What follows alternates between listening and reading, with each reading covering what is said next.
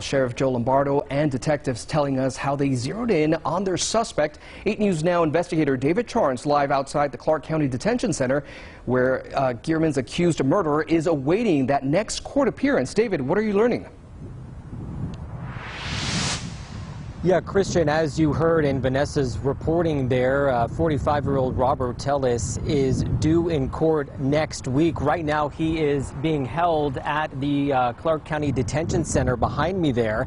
As the 8 News Now investigators first told you this afternoon, DNA that was found under Jeff Gearman's fingernails led to Tellis as a suspect. That sample taken early Wednesday morning.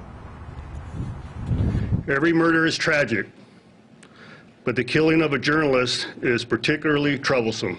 Clark County Sheriff Joe Lombardo and Las Vegas Metro Police investigators say 45-year-old Robert Tellis quickly became a suspect in 69-year-old Jeff Gearman's murder. We knew that as an investigative reporter, he had written several articles, and there were different allegations and statements about potential people that would be upset about it. Gearman had published several articles about harassment and a possible affair in the public administrator's office. Detectives now say this video is Tellis walking to Gearman's home on Friday, September 2nd. Sources say Tellis is accused of stabbing Gearman 7 times in his neck and torso. Video then showed this car, later determined to be registered in Tellis's wife's name, parking in front of Gearman's home after the murder. We ultimately developed video evidence that showed that vehicle, the GMC Denali parked in front of Tellis' home, had departed around 9 a.m. in the morning on the day of the murder and returned around 12 p.m. just after the murder, which matched our timeline. It wasn't until a day later, Saturday, that a neighbor found Gearman's body in a side yard. He was consensually interviewed,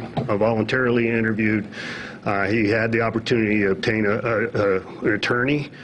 He chose not to, and subsequent termination of the interview, he was let go at that time. Did you do this? Did you commit this murder? Later in the afternoon, Tellis returned home. That prompted a 2-hour standoff with SWAT called in. Sources saying inside, Tellis harmed himself and may have attempted to take narcotics. So is there going to be any look at not releasing a potential murder suspect back to his home like that? We have a very professional and effective way of how we safely take people into custody in these types of very dynamic situations, and that was proven yesterday. Something could have happened in that 2-hour window. We wanted to provide him medical attention, which we were successful in doing so, and then we also wanted to make sure that we were consulting with our district attorney's office and ensuring a solid case to keep building the evidence, and that's what we did successfully. Thank you.